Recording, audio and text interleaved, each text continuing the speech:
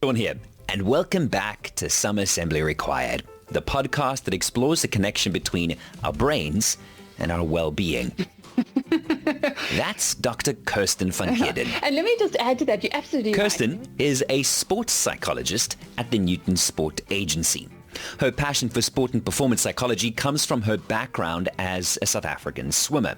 In this episode, Kirsten and I discuss so much, from how to pick yourself up after a negative experience, how it is that high performers tend to attach their sense of self-worth to their performance, and how mental toughness can sometimes be confused and mixed up with mental health, which really isn't great for your well-being.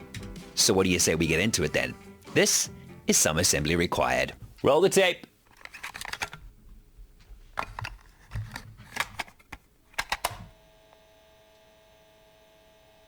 Kirsten, what would you say is a psychology lesson that you wish you had fully grasped while you were still competing on the world stage? It's such a great question, because I think, for all of us, we have to go through experiences very often until we learn. But I often think, maybe if only I wish I knew when I was 20, kind of what I know now. But, probably the one sort of skill that I teach a lot to athletes now that I probably could have been a lot better at is this idea of being able to really mindfully be in the moment. And I think for me, if that was a skill that I got it right sometimes, but other times not. But if I'd really practiced that ability to be in this moment and not skip ahead to the outcome, just fully focus on the process, I think that would be something that I wish that I'd been better at, and that I'd learned more of how to do when I was competing. And it's got to be a really difficult skill. How do you stay mindful and stay in the moment? I mean, it's something that so many of us struggle with our day-to-day lives. Yeah, no, we could talk for a whole hour just on this. So it is a struggle. And I think probably the first thing is really just recognizing how our brains work and understanding that our brains generally under pressure, we shift focus onto a lot of very unhelpful things. And, really the skill is being able to recognize when our mind is wandering from what we're not wanting to think about, this time traveling, as I say, and recognizing a lot of mental skills is more just a recognition of what am I thinking, what am I feeling, and we're surprisingly bad at actually knowing what we're thinking and feeling, especially in the moment. And then, yes, being able to say, all right, I understand, and of course I don't want to lose, or of course I want to get that time, of course I want to be selected for the team. It's always that acknowledgement of what you want. But then, yes, it's being able to say, okay, but what can I control? What can I do? And for me, it's also wrapping my head around this. The more I want that outcome, the more I have to just learn to shift my focus onto my process and what I can control and what I can do. But it's not easy, that. And I think it takes a number of years to really get skillful at noticing our minds wandering and bringing it back. Your book, Waking from the Dream, it showcases top athletes as they transition from the competitive arenas to a somewhat, air quotes, normal life. What is normal, really? What did you find to be a common thread among the athletes that you spoke with? You will notice if you read the book, a lot of them are quite good news stories in many ways. Some are not, but all the athletes sort of managed to be okay in the end, which is great. And that's the message that we want to put out there. But, a lot of the athletes that really battled didn't want to speak to me. So, that's the other side of it, So I managed to get a section, a subsection of athletes that did transition well. But probably some of the common themes in this transition from sport, as you say, like a normal life or being, and I say that because so often when you speak to athletes, they'll make a distinguish between themselves and normal people. They'll be like, normal people don't do this. And they say, what is normal? But the thing that most battled with initially was lack of structure. Because your life, with swimming, your life is so structured, exactly what you need to do every single day that you wake up. Generally, someone's telling you what to do. Your coach tells you what to do, or the management of the team tells you what to do. There's a very set program in terms of, if I want to go to the Olympic Games, I know I need to do this time. I know I need to reach this goal by a certain point. I know that there are these competitions. It's all laid out for you.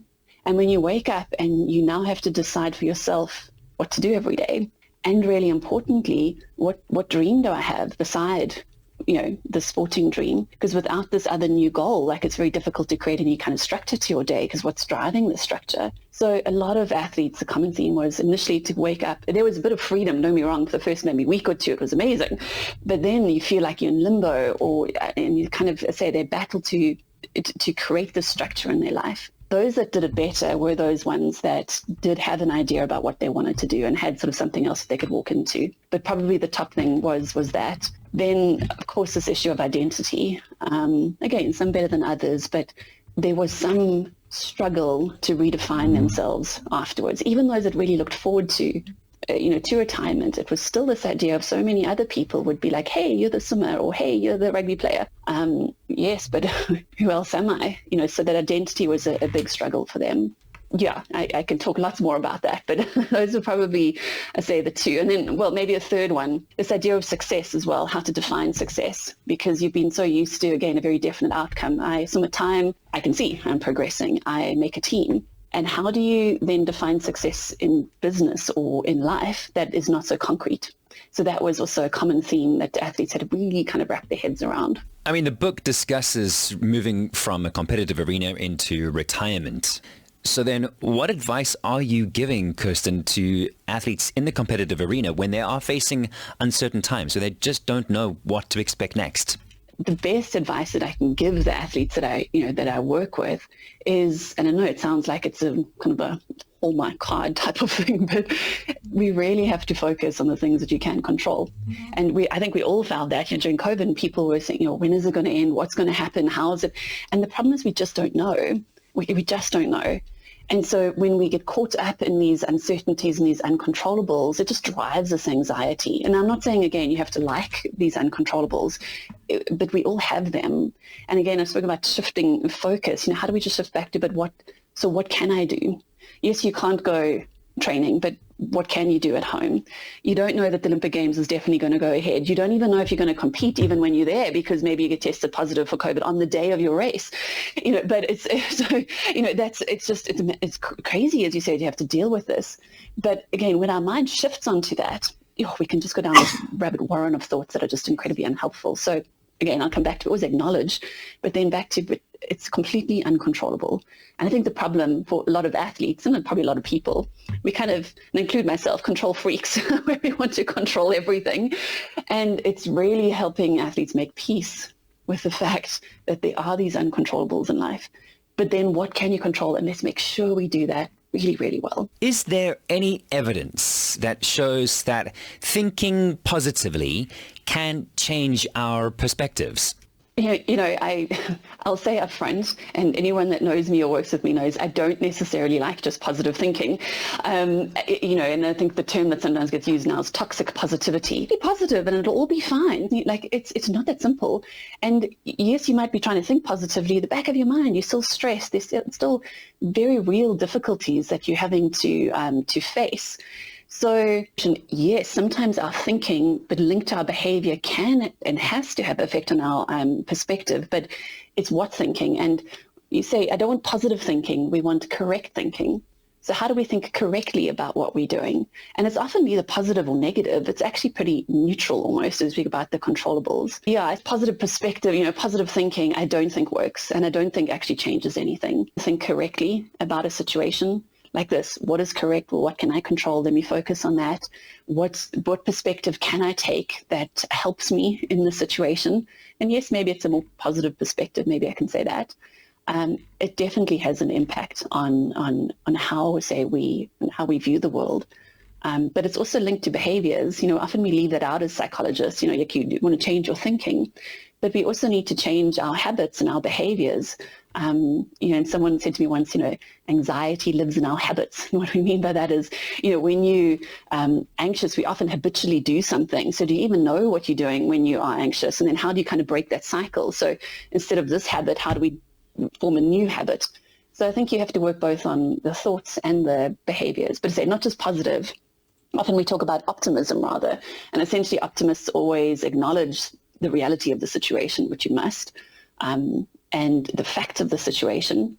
But then it's this belief that I'm pretty sure if I keep doing some things, that I can affect some positive change in the future. So you want to be optimistic, not just positive. I like that reframing of it. So I was going to ask you what there would be in terms of the dangers possibly in adopting a positive mindset. But instead, I kind of want to think about how maybe through the years we've been looking at always drawing up a pros list and a cons list. And then somewhere in our brains, we think, well, the one as a pro is a positive thing and the one as a con is a bad thing. So I want more positives.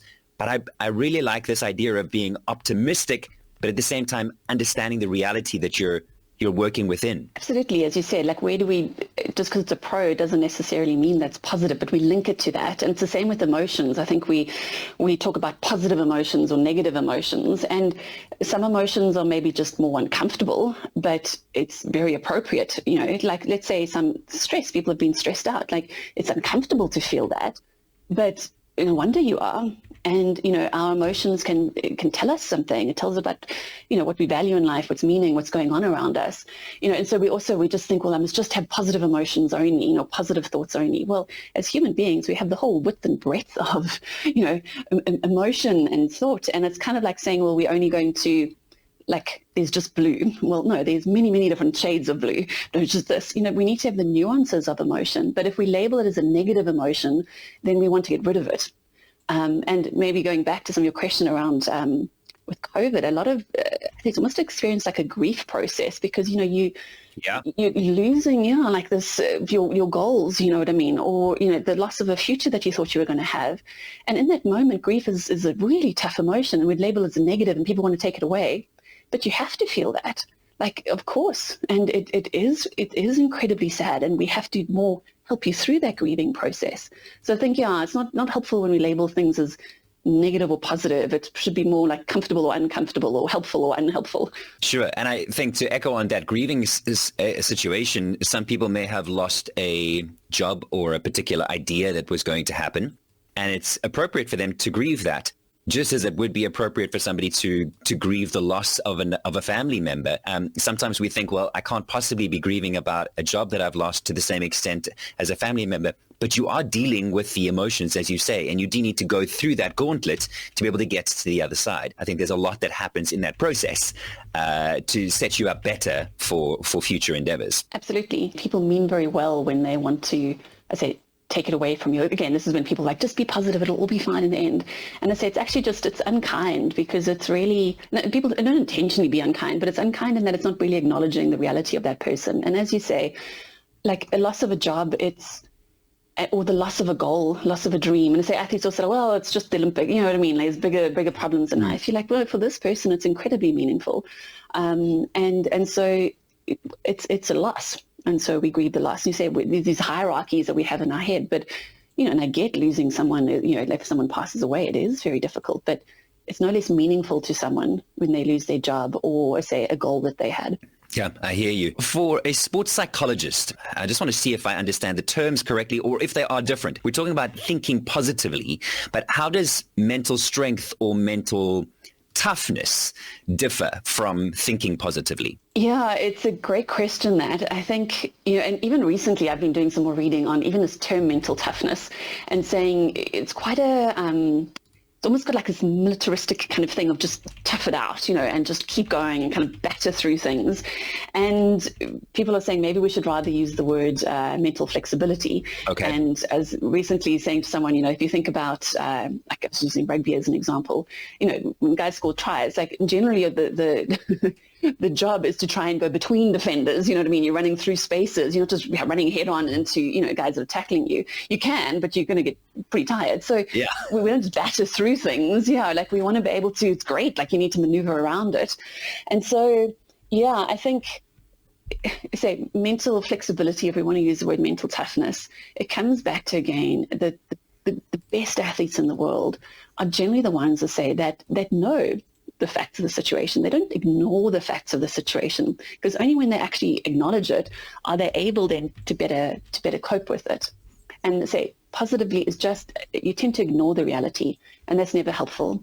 Or athletes will say, as an example, no, I'm not nervous, Kirsten, when they're actually really, really nervous. Yeah. And I have so many people saying to me, like, apologizing for a doubt, or like, Kirsten, sorry, I know I'm thinking negatively. Or you're like, my goodness, it's your thought. It's okay. You don't apologize for thinking this. This is going to happen.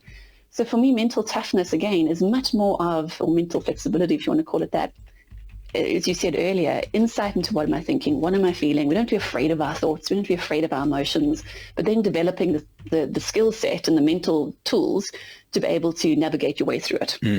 And staying on mental toughness and flexibility, elite athletes are renowned for being mentally, and I'm going to say tough because that's at least what we see as a spectator, right? I'm seeing somebody standing at the starting blocks on a 100-meter track, or I'm seeing a team of rugby players take to the field, and you can see there's something about their focus. They're so right there.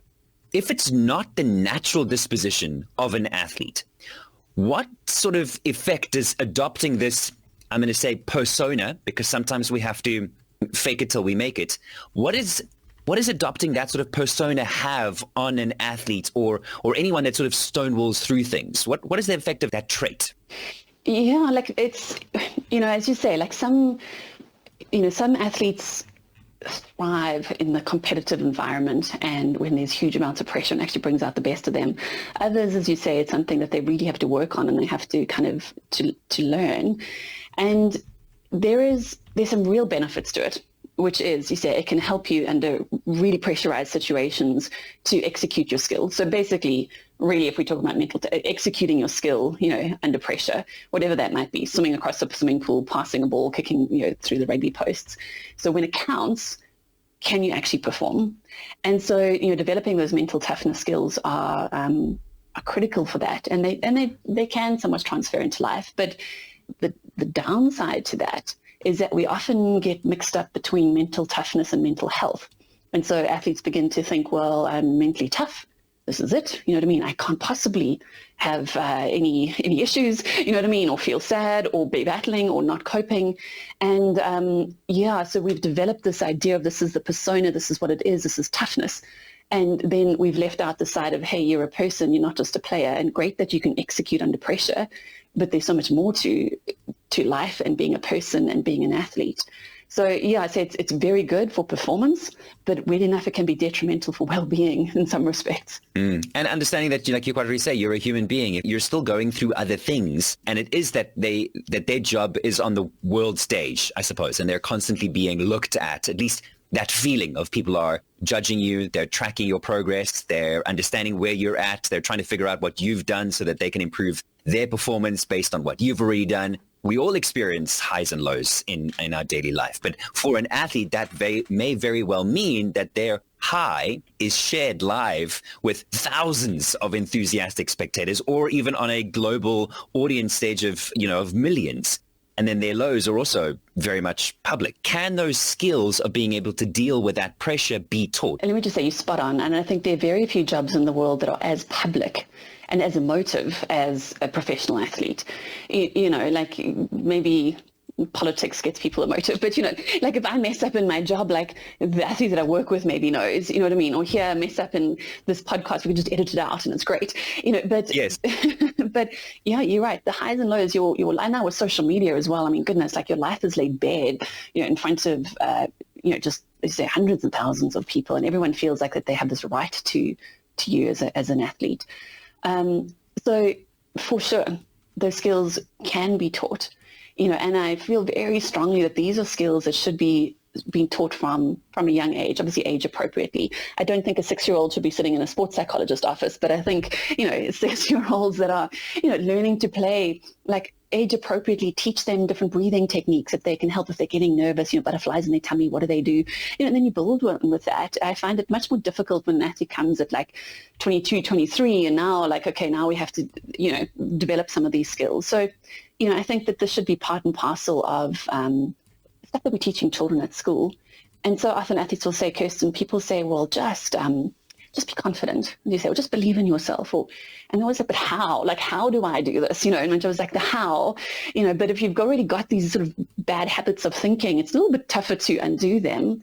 But I wouldn't be doing this if I didn't think it could be taught. But let me just say, for sure, some athletes just say naturally part of their personality, they're competitors. And those are the few and far between, and they're incredible, but vast majority of athletes and people, we need to get taught these skills and practice them. And that's the beauty of it. They are skills. You can learn them and practice and get better at them. Social media, I think, has created a lot of, and you would know better, a lot of mental strain and a lot of pressure on a variety of individuals. And I'm sure the sports arena, much the same. Oh, absolutely. Yeah, no, it does. And I mean, I'm not anti-social media at all. Like it's a great tool to use, but it absolutely comes with many pitfalls as well. And I'll never forget, it was probably about 2 years ago, and it happened for the first time. Obviously, it's happened more, where I had a young athlete speak to me about her Instagram posts, and that someone else had got more likes, even though they posted the same photo. It was a big thing. Whatever, I got 17 likes and this person got 100. It is, and I think for those of us that didn't grow up with social media, it seems like that's a bit bizarre, but that's how it is now. And it's really tough to live in that world. It does lead me to ask about picking yourself up after having some form of negative feedback. And how would you recommend we pick ourselves up again and go, okay, that was then, tomorrow's another day? I know, it's hard, that, isn't it? I think, again, when you are like high performers and you want to do well and you may be afraid of failure, and that's like, all of the, and I say a lot of my work as well is just dealing with this fear of failure. And it, it's almost the work is done before you fail, because once then it's kind of tough, but it's before, like, looking at, and again, I know it sounds so cliched and cheesy, but how do we integrate this idea of failure and success together, and what does it actually mean? And is this really a failure or not? But, and as I said, I know that sounds very cliched, but how do you pick yourself up? Our confidence can't possibly come just from the previous 5 minutes of our performance, or you say the one pitch, or, the one race that we just lost now. A lot of our confidence and trust in ourselves has to come from the preparation that we've done. And maybe I'm speaking more to athletes now. Like, if you spend so much of your time in preparation, like 95%, if more, like, of your time actually in training versus an actual real performance situation. So if we're only using this performance situation as where we're going to draw our confidence from, we're in trouble, because we're missing out on all this other part. So, how do we help athletes see that one bad performance doesn't wipe out all the skill that you've actually have developed? But it goes back to what we were saying earlier. Be sad, of course. I often say, like, we want you to be disappointed because it's meaningful to you. We just don't want devastation. You know what I mean? And it's maybe not quite what you're asking, but how you pick yourself up, which is hard. But I think it's harder, and this often happens, to say, with high performers, is that their sense of self-worth is attached to their performance. So when they don't do well, it's not just why I lost the race or we lost the rugby match. They start to feel bad about themselves as a person. And I think a lot of high performers do that. It kind of gets mixed up together. And then it's a lot more difficult to keep moving forward. Whereas if you already have this base of, maybe I'll just put it like this. I listened to another sports psychologist from the States speaking, and he said very often athletes think that they have to do more in order to be more. And he said, actually, what you want is to be more in order to do more. And what he means by that, often we think we need to achieve and keep achieving, and this fear, like, drives us, to keep achieving, and then we'll be okay in the end. And we want to say, no, like, you have to know that you're loved and that you're respected and that you are worthy. I know it sounds very psychological now, but that you're worthy. That's a great base now to go and explore and try and pursue the medals and the Olympic dream. But from this base of you are enough. Because if it's not from that base, it can be devastating. And then I say it's a real struggle to kind of pick people up after that. Talk a little bit about dynamics of a team. Can you talk me through some of the mental preparation you would have everyone do in order to be on the same page when they face a particularly big opponent? Let's say you're on the bus, you're a hockey team, and you're on the way in the bus to the tournament.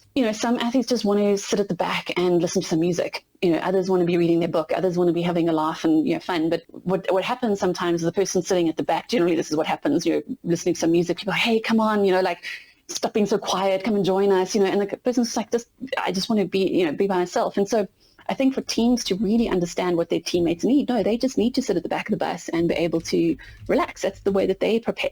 Might not be the way that you do. And coaches as well, this one size fits all doesn't really work. Like, it's great to be able to have, I know that there needs to be some element of, team warm-ups and things like that, but we need to know your team and what to give each member, because if you get that right, it's so much easier then to get on and to perform when you're on the field. Is there such a thing as a mental reset? And if so, how would you suggest we give ourselves, and maybe how would you coach and talk through the process with athletes? Blank slate, need to rethink this entire process. How do I do a mental reset to be able to start again? I know what you're saying, like blank slate, what do I do? But I would say, to answer the question, you kind of do just have to work with what you've got. And I think the best that any of us can do, we're not going to change your personality or who you are, but we can learn to manage it more effectively. And yes, we want to change some perspectives and things like that. And there's, very core beliefs about ourselves and, learning about those beliefs and how they impact on our behavior. Very often those core beliefs about ourselves, let's say, have to be perfect, otherwise I'm a complete failure. Often athletes have that. I'm not going to lie to you and say that I think we can completely get rid of that core belief about yourself, but I think we just get better and better at recognizing, okay, this thing is happening. It's pressing that red button of mine. It's not necessarily true this, and then behaving differently. And I genuinely believe that is the process. We've all got stuff that's gone on, and it's incredibly difficult just to rip that out of you and change it, and I think that it's not always possible, but that's not to say that you can't manage it and get better at it. And I think that's the hope for all of us. To this day, I feel I need to do more in order to be more. So I really appreciate what Kirsten had to say. In fact, make that mental shift and rather be more so that I can do more. Perhaps you can relate. I'm always keen to hear from you, so you're welcome to slide into my DMs on Instagram. Simply search for me by name, Sean Loots. That's SeanLoots. As one of very few psychologists tasked to work with the South African Olympic team, Dr. Kirsten Van Heerden has become the psychologist to many world champion athletes and teams, often needing to travel around the world in her work to help others reach their potential. Kirsten is also involved with the Girls Only project, which was born out of a need to create a more equal sporting landscape for women within South Africa and across the African continent. Dr. Kirsten Van Heerden can also be heard on the podcast Behind the Dream, sharing stories about what really goes on in the hearts and minds of professional athletes. You can check out the description of this episode for details on how to reach Kirsten on the socials and in her office. If you enjoyed this episode, remember to share it with friends and family and to subscribe to Some Assembly Required on your favorite podcast listening app. Original music by Josh Prinsloo. Production by me, Sean Loots. Thank you for listening to Some Assembly Required.